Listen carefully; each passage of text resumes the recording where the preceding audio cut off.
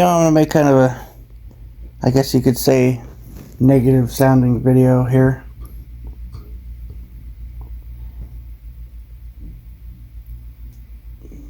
You're born, when you're growing up, you're fed all these pretty stories about how the world works, and you can be anything you want to be. You can do anything you want. Oh, just dream about it. Oh, you just gotta work hard and you can have anything. You could be President of the United States, little Johnny. You could be an astronaut and fly to the moon. You could be a rock star. For the most part, it's complete and utter fucking bullshit. They feed you stories about love and all this, show you all these beautiful things, and that all of this could be yours. But for the most part, it's a fucking lie. It's false promise after false promise after false promise after false promise. And what you gotta probably start to learn, better to learn early on, is you can't trust fucking anyone. You can't trust your parents. You can't trust your, people that you think are your friends. Because everybody's out for themselves and looking to fucking screw you over. Or they're there to distract you. Or they're there to force you into something. It seems to me like, almost kind of like you've got two choices here. You can be an individual with a free spirit and think freely, and you can, but that is going to be, and you can, focus on your thought, your feelings, your emotions, your thoughts, and you can try to be your own person and try to look at things, your own sort of way, and try to philosophize and think about things and stuff like that. But really the only thing that matters here in this life is, and that matters to anyone else for the most part about you, is what do you do for Federal Reserve notes? What do you do for money? How much money do you have, and how can I get your money from you into my pocket? That's pretty much all that seems to matter in this place. What is your job? What is your job? What cog are you in the machine? You're not a cog in the machine? You must be destroyed. We must crush you and form you into the shape of a cog so that we can put you in the machine to make the machine better. Make the machine strong. That's pretty much what it is here. It's yeah, that's what it is. It's like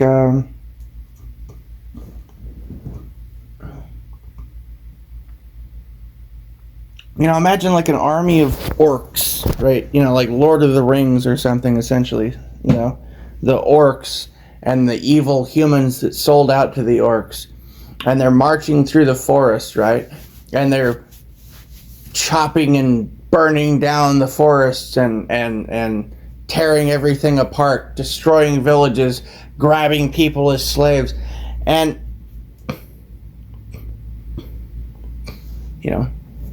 basically if you don't turn into an orc and start hacking and burning away at the world that we live in, and you don't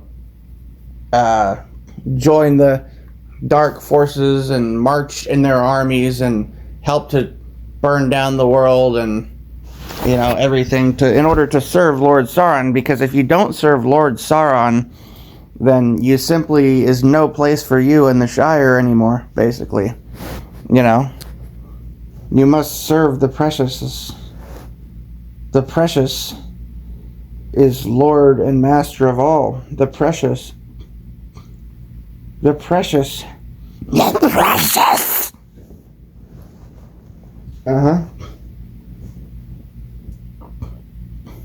This is your God. That's what it said on the money in movie They Live. He puts the glasses on, and sees that the entire human species is enslaved by an alien race that's turned people into basically docile, hypnotized, obedient slaves producing goods for their alien overlords, right? Well, people who aren't good cogs in the machine are chased away, crushed, either sucked into the service of the aliens or their tent villages and their homeless encampments are destroyed because they can't get ahead in life. That's where we're at, basically. Put the glasses on or start eating that trash can. Right? That's where the fuck we're at. That's pretty much the state of the world today.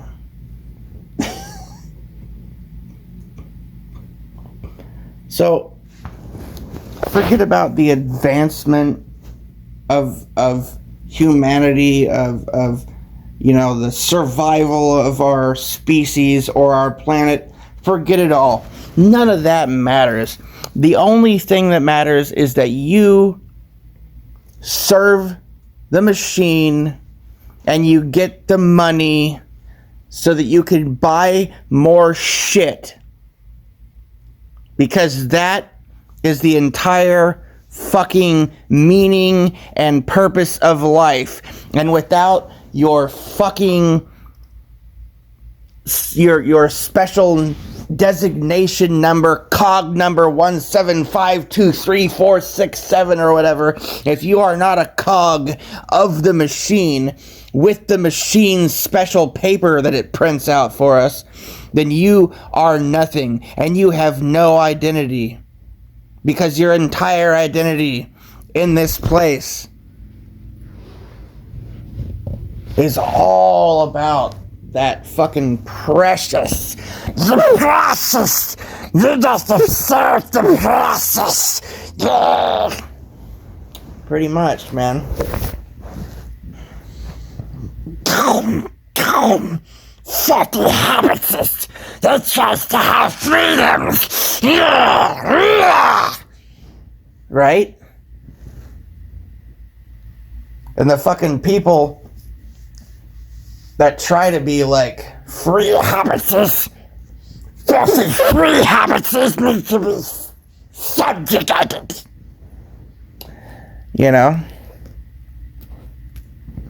Pretty much, dude.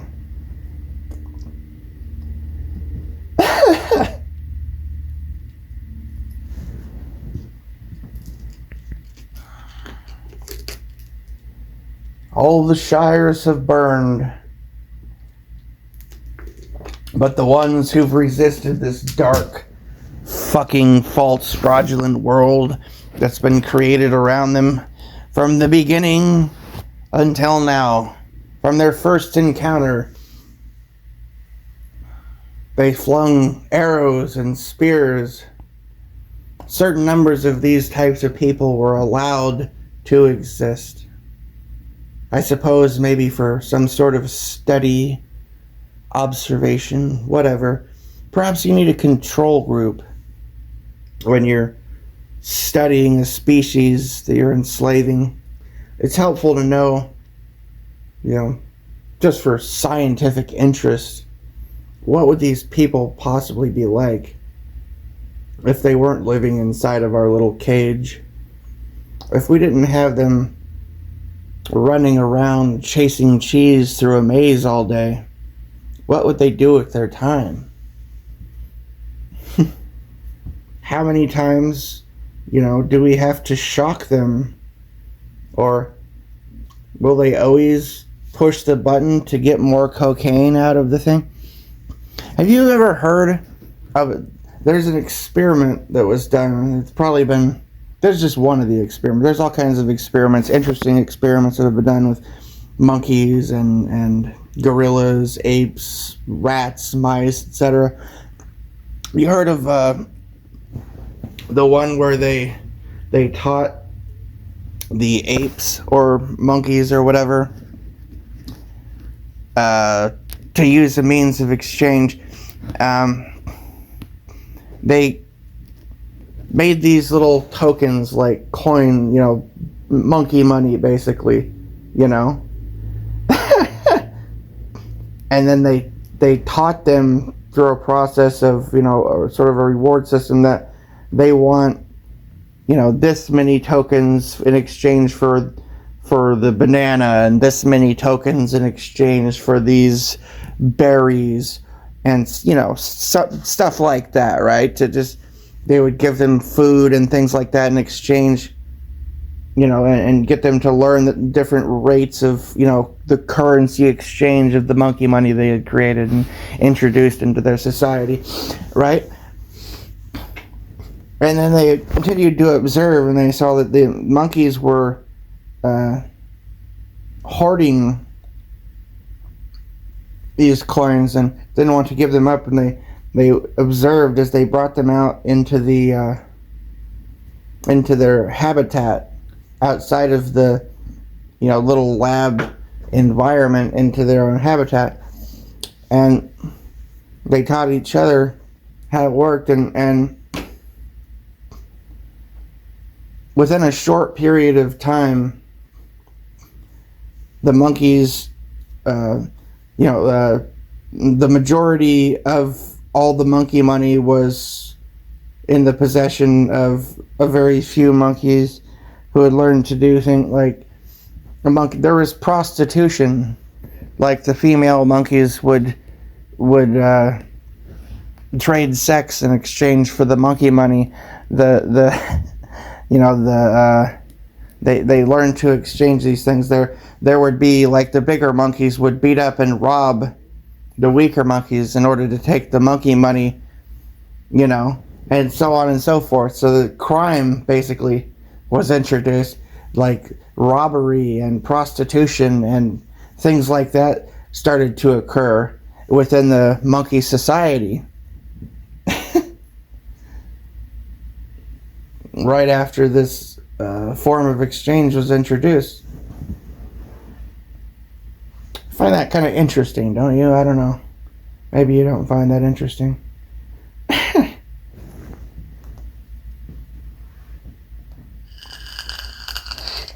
Basically, they all went ape shit and started fucking attacking each other and fighting over the shit and,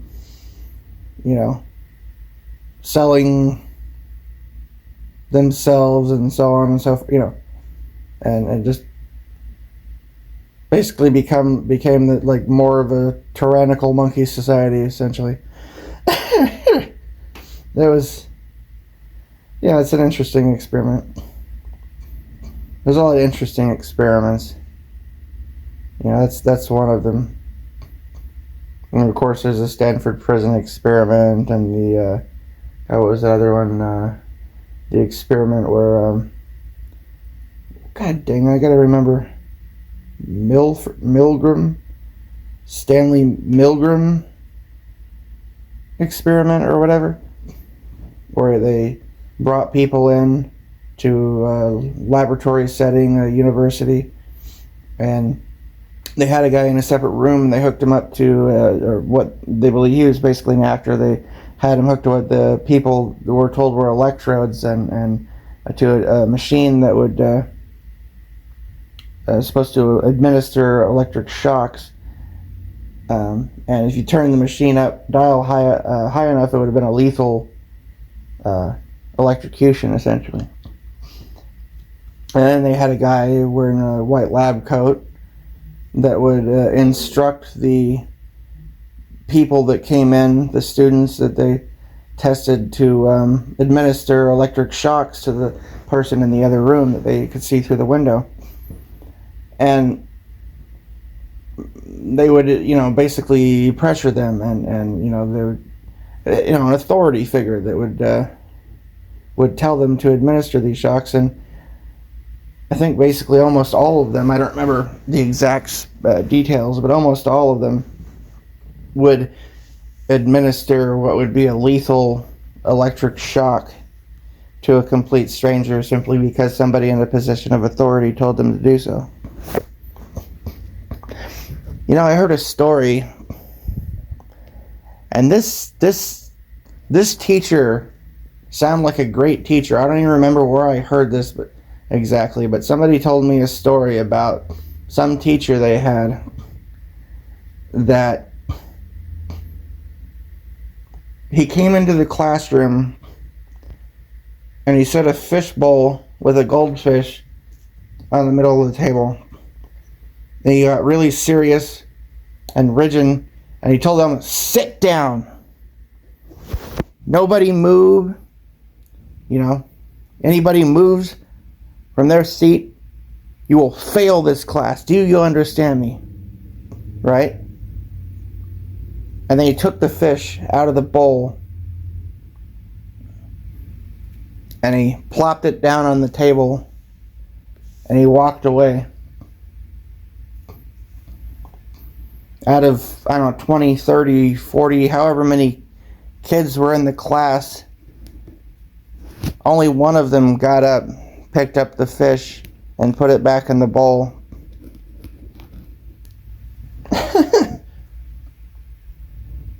See, this was a good teacher, so she's the one that passed, actually, that test. But you see what I'm saying? Like, this is the world we're living in, basically. A Stanford prison experiment was similar, where people, they took a group of people, I believe they were all students or something, and they had them assigned different roles, and they had half of them, a certain portion of them was to play the role of prison guards, and the other portion of them were to play the role of inmates in the prison. And then within a very short time, all the ones who played prison guards became extremely violently abusive and tyrannical. And, you know, there were struggles between them, and it just basically that's what authority does. That's just an example. Anyone that's given a position, pretty much anyone that's given a position of authority over others becomes a tyrant. All in varying levels. I mean, your boss at a job could become it's very easy for them to become a tyrant. Person behind the counter at the DMV, the person when you go to rent a car somewhere, there could be a little micro tyranny right there, a little micro dictator there, a little micro dictator here, there, and everywhere, especially when you're talking about monkey money, because we all got to have monkey money.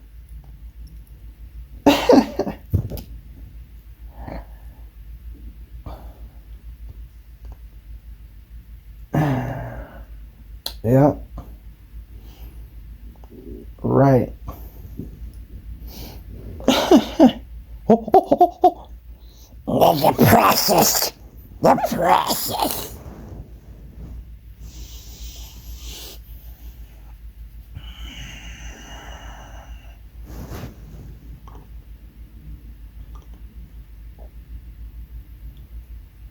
Gaze too long into the abyss gazes also back into you.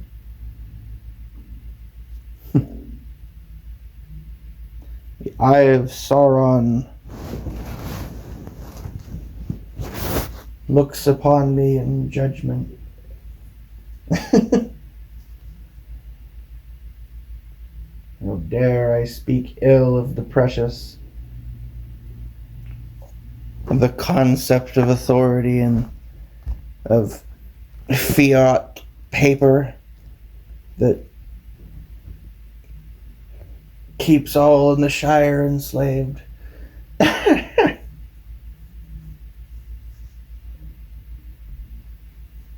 Join the Orc force. Yeah.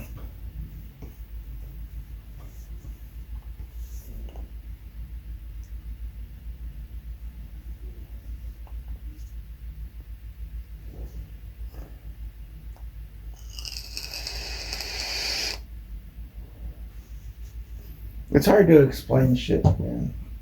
To try to make analogies and try to explain like the way things are set up in this world now, because it's so there is so much like detail that it just becomes completely droll, and people would not care to take the time to hear or even think about it. It's very simple really in a lot of ways, but it's also been made sort of complex so that nobody can really spell it out very clearly. You can try to draw some big spiderweb map of all the systems of control and how it goes together and how they all link together and the rank and file of this, that, and the other thing, and put it all together on a giant billboard, or you can get your huge cork board if you have a big enough wall and hang up pictures and names and sort of put it all together like the sort of image meme of the guy from It's Always Sunny in Philadelphia standing in front of his cork board with all the different conspiracy theories, how they link together, little pens and holding pictures and details and articles and shit, strings of yarn connecting them together to show how they all connect. And so I could do something like that, yeah, but it doesn't really, because ultimately there's like simple concepts that are keeping everyone like enslaved. It's just varying levels of slavery. It's like, you ever watch Django Unchained? Or you look back further, like heard of what was it, Uncle Tom? Uncle Tom, yeah. Right? Well, in like Django Unchained, for instance, right? You got Samuel L. Jackson, his character, right?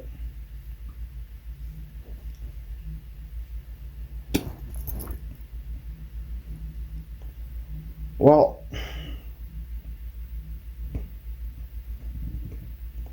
I suppose that guy, that character, the people in a position like that, they would have a nice big room, pretty nice luxuries and privileges to be able to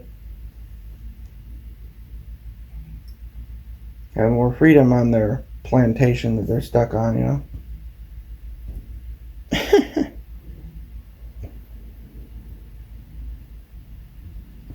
You don't like the Jones plantation, you can just leave. You're free to leave. But some other asshole will scoop you up, That's pretty much how she is. I gotta see that movie, The Jones Plantation. It's been released. Larkin Rose. They actually made a movie out of that. I gotta see that shit. It's probably really good. Hopefully. I know the concept is really good. Haven't actually seen the movie itself, though.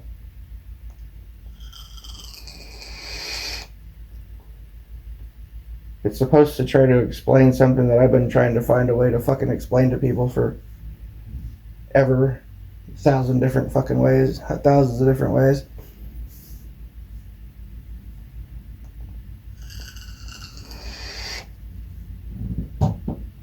Something that it took me many years to sort of even kind of understand, but I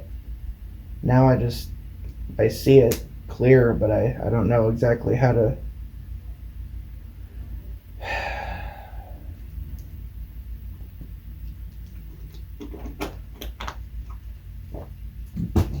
express what it is that I see in a way that other people will go, oh, I see,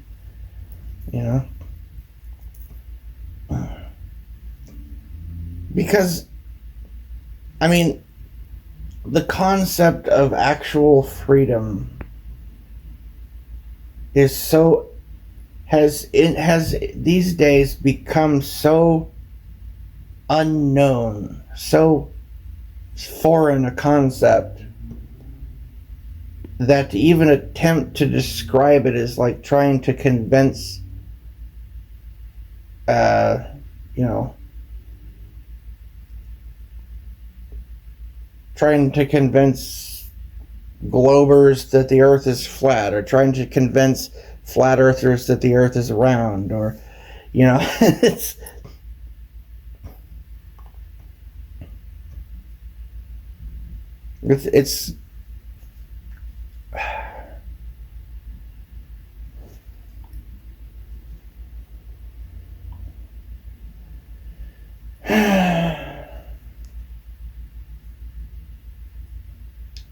just, and it's a foreign, you know, very foreign concept. It's like,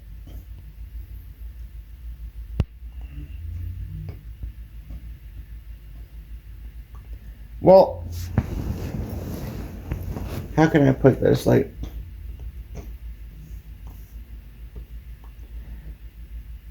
within my lifetime, I've witnessed a big change in, you know, even my younger days. By the time I was 16, 17, you know, I was seeing a huge difference in the way that things are portrayed within the school system, for instance, you know. And in culture and society, very quickly I've seen a rapid shift in ideologies and in process of thinking, how we've been taught to think.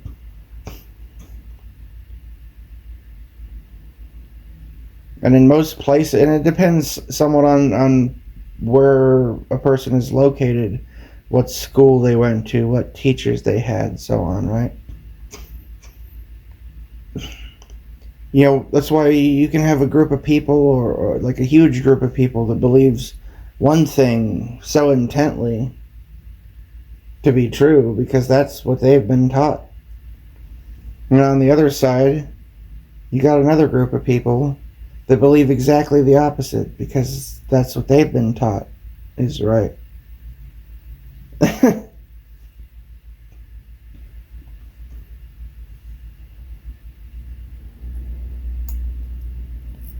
But when you look into how these ideas were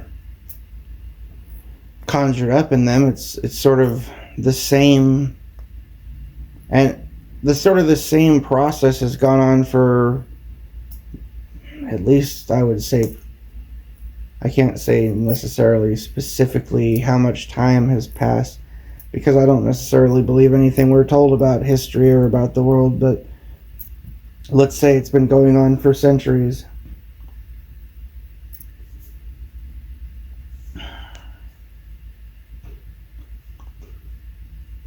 Well, I mean, take the whole earth is flat to earth is round thing, right?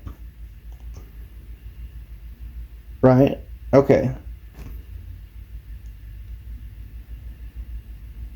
At one point, according to what we're taught, and I'm not taking a position on this whatsoever right now, okay?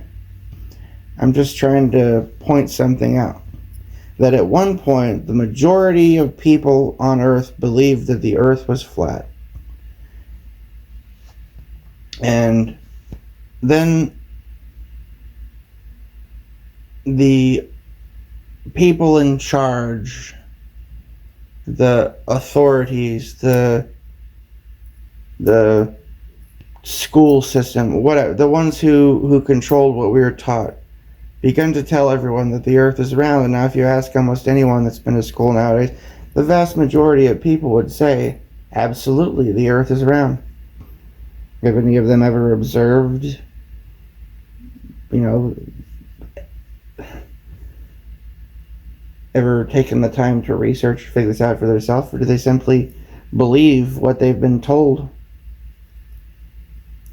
And this is true of dang near everything.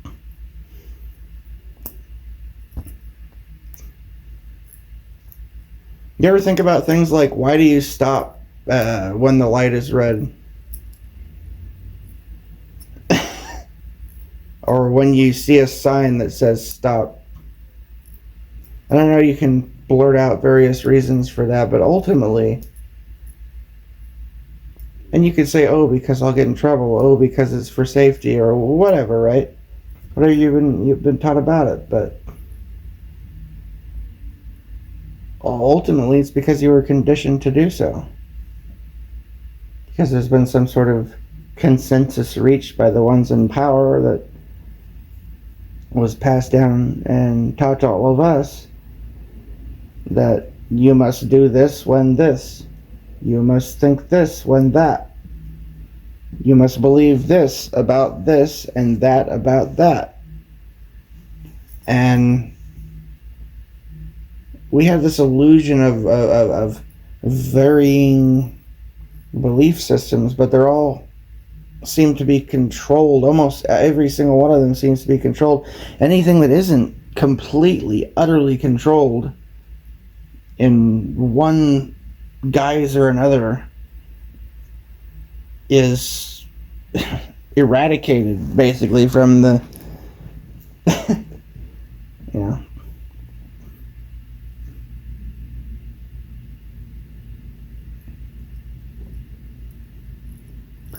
Well, I mean,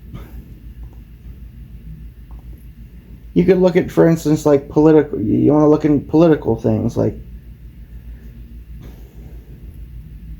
how many parties do you actually see ever being involved in political debates in reality? How many parties do you actually think you have to choose from? Now here's another question. Wait, no, actually you could answer the same question just by answering that. You don't have to tell me to, think about it yourself. How many parties do you have to choose from? My answer would be 0. But that's just me. But, if you want, do you believe you have 1 party, 2 parties, 4, 5 parties? How many parties are there? How many of them represent you? If one of, yeah, who represents you?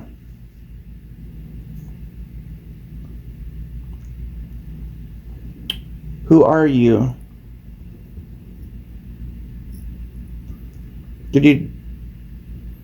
It's hard enough now for half the population to define what a woman is, or to answer a question of how many genders are, things like that, right? But if you had to break yourself down to your most basic elements, who would you say you are? What are you?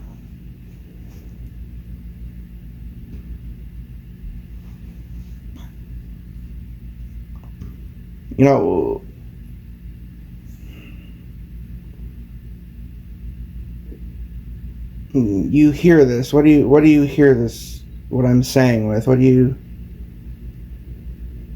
you see with? Can you be sure of what you're seeing or hearing is what's actually being said, or what was actually there? is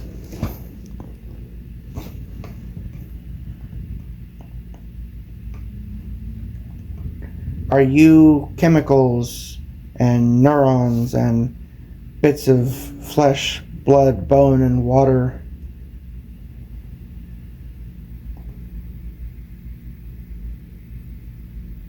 Or are you something else? And if you are indeed asking yourself the questions that I've just presented, then who's doing the asking and who's doing the thinking? Are they the same?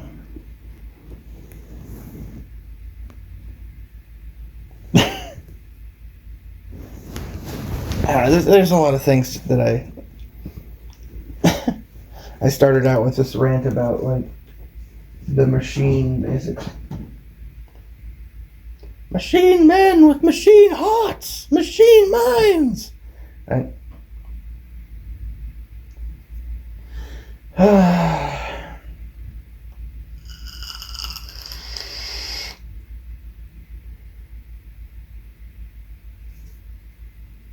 is the thing to do? I mean,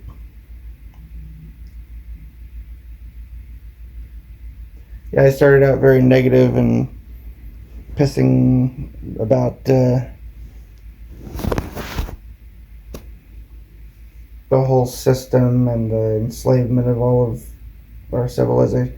It's not just an enslavement of our entire species. It's a holding back. It's a degeneration. It's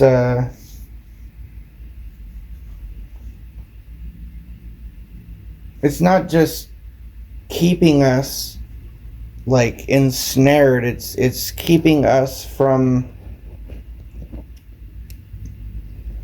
doing all, and from it. It's keeping us from advancing as a species, keeping us from learning all the things we could be learning, from exploring all that we could be exploring, from engineering and inventing all the things that we could be inventing. It's keeping us from all the beautiful things that we could all be, as a species, various people could be creating.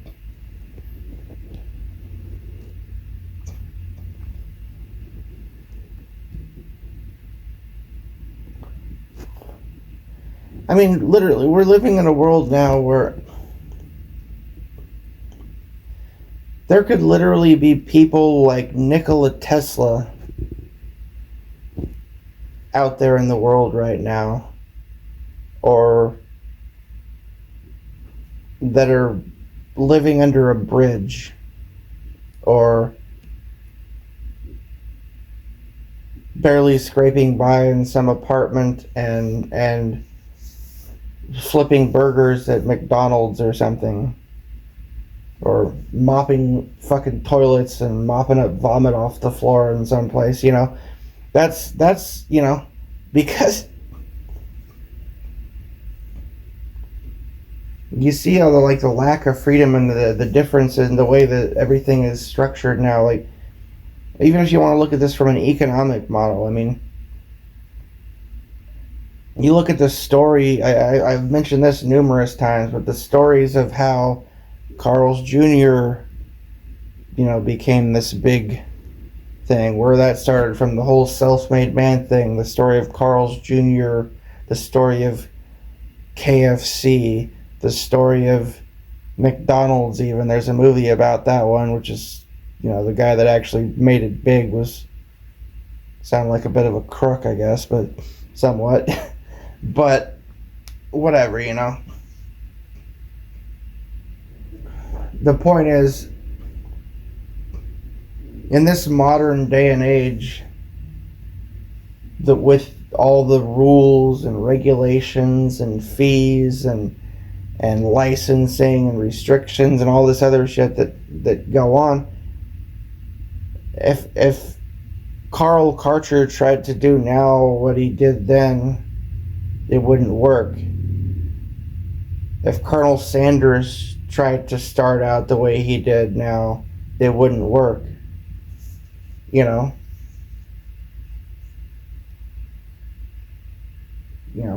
Like Colonel Sanders would be, I don't know, maybe working as a line cook at a local diner or some shit, or he'd be picking cotton in the fucking fields or something. He never would have been able to succeed in doing what he did without the freedom that used to exist back then that no longer does.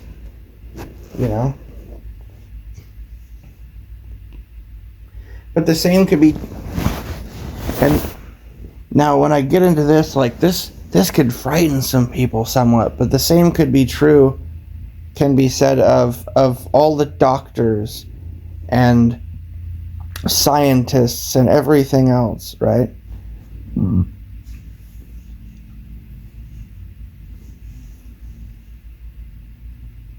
everything became all the freedom that used to exist where people would study and research things of their own accord, as in the natural course of events, would learn to do things, now everything has been turned into an amalgamation of cults, basically, and secret societies, essentially, where the freedom no longer exists. I mean, if you went to a doctor back in the old days, most of the doctors you'd find just had done some research. Many of them researched on their own or among other people of similar interest. They had, various books to look to reference, and, they studied.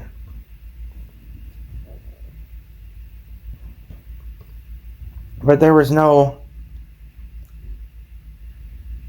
declaration of ultimate truth. No great master that could tell that things had to be done this way or that. But this person would be allowed to practice and this one would not. That they would have to have a license and they would have to attend this thing or that thing and they would have to pay this much money or that much money to be a part of the club or whatever. And that was never a thing. You could have a book and you could do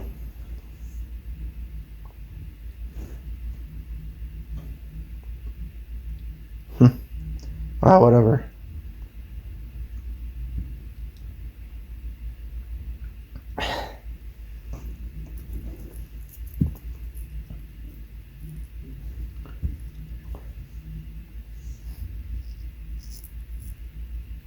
Most of the people, for the most part, I think throughout history, that have been the greatest inventors, the greatest innovators, not all of them, of course, but many of them have been outsiders from society, have been, poor boys living in shacks in the woods, have been people that thought outside the box.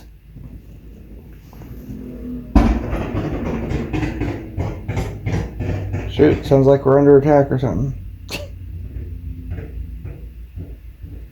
I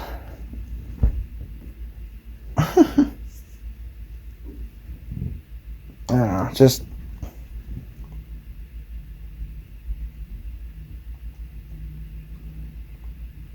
things change so quickly, and I think a lot of people, I'm not saying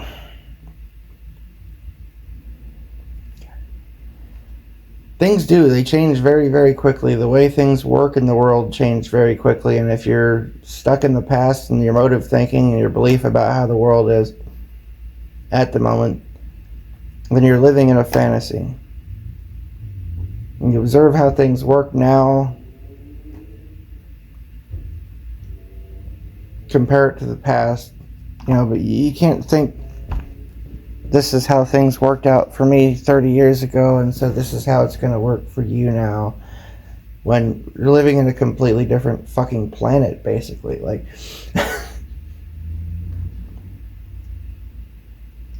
let me just look at the fucking changes. I don't think people understand how drastically things have changed just in the last, 30 to 40 years.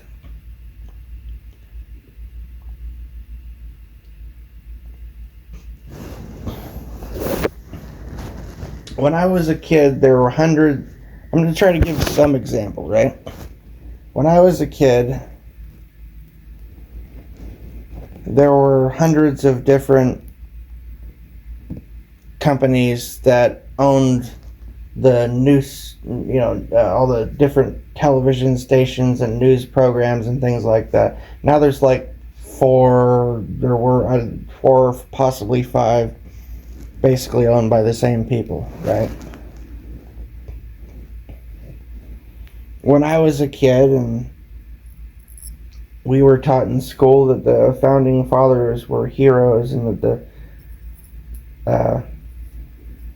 what happened at the Alamo was heroic Texans defending Texas and, you know, so on and so forth. But kids right after, like before I even got to high school, were beginning to already be taught that the founding fathers were evil, racist, slave owner, oppressors, and so on and so, So though I think they grow up believing, being taught that, they believe something completely different. It's a whole other fucking world for them. The history's everything.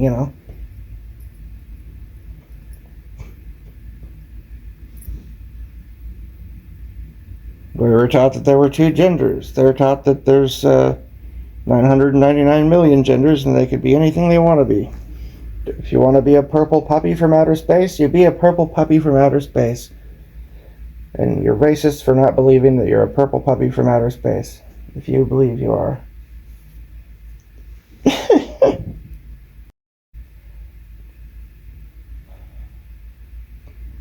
Anyone who wasn't brought up like that is like, thinks, God dang, that's fucking crazy. But if you had been brought up your whole life to think that shit, then you'd be like, that's perfectly reasonable. I'm a purple puppy from outer space. I come from Mars. Mommy and Daddy said so. The school said so. You're racist for not thinking that, right? Because, and I'm just making a point that, like,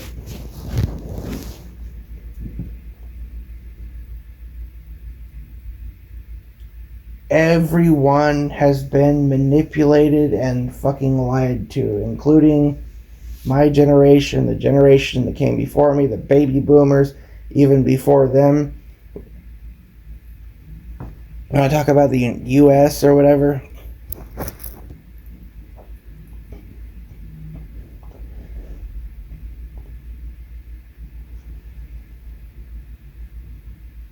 well, you look back to like World War One. It was around the same time that the Federal Reserve Act was passed in the United States. Woodrow Wilson. 1911, 1912, when all this went down. You look back then, there were a whole lot of, the landscape of the world was very, very, very different. It's just about 100 years ago.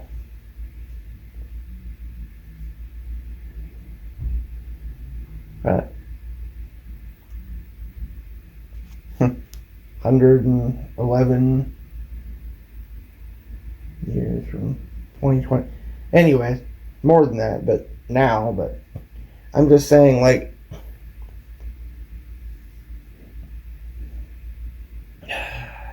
never mind, I'll be sidetracked talking about all the different things that happened, approximately every 100 years, the changes to civilization and the basically resets that have been occurring.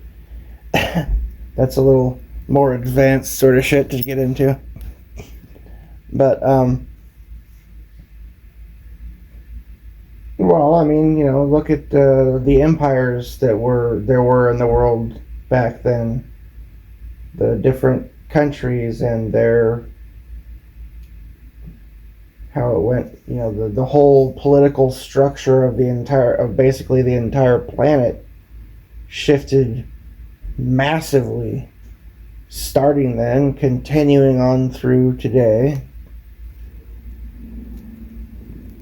It's like we may as well be on a different planet or something, even, if you think that the time has been static and that this is the same place and things have just,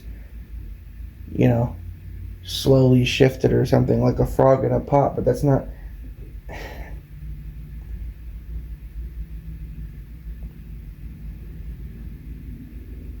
Never mind. There's a lot you have to get into. There's a lot of stuff that's like really messed up.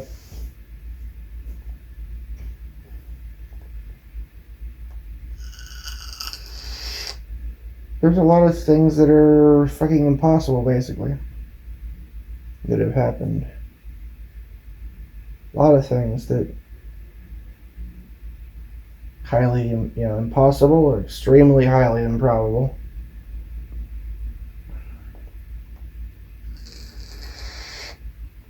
Like the rapidness in which the military in the United States was armed.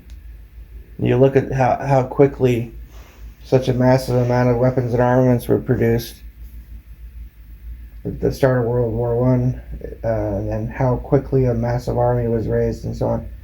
I mean, that sort of thing would be unthinkable, basically. It's like, that's full on fucking, like, Urukai action kind of shit, It's like the freaking, the scene, basically.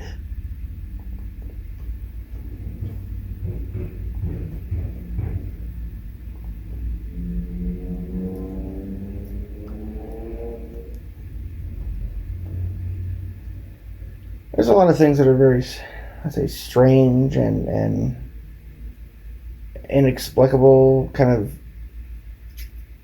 Well,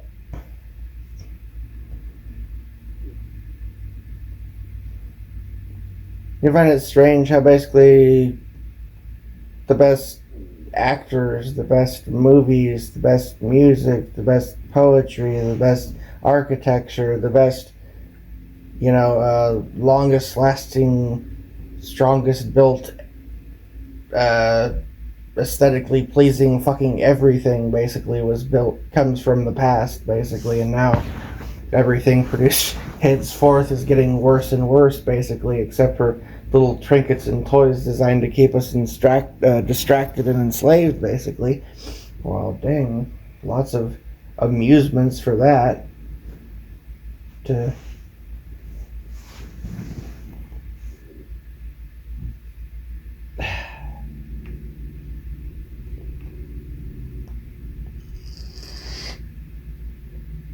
Lots of sedation, too.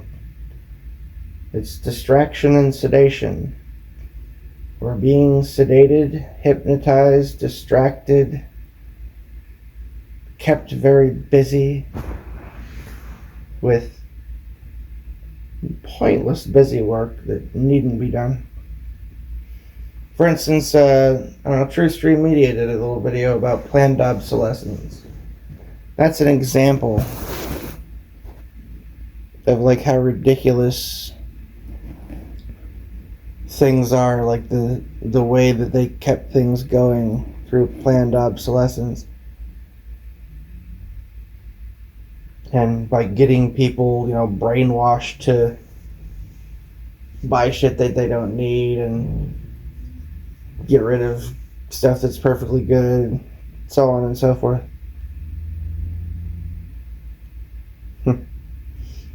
Anyways, I don't know, I'm blabbing on this crap too much. I guess I'll watch the rest of the Buffy before it's over. She's about to kill that Adam dude or something. That's an interesting one.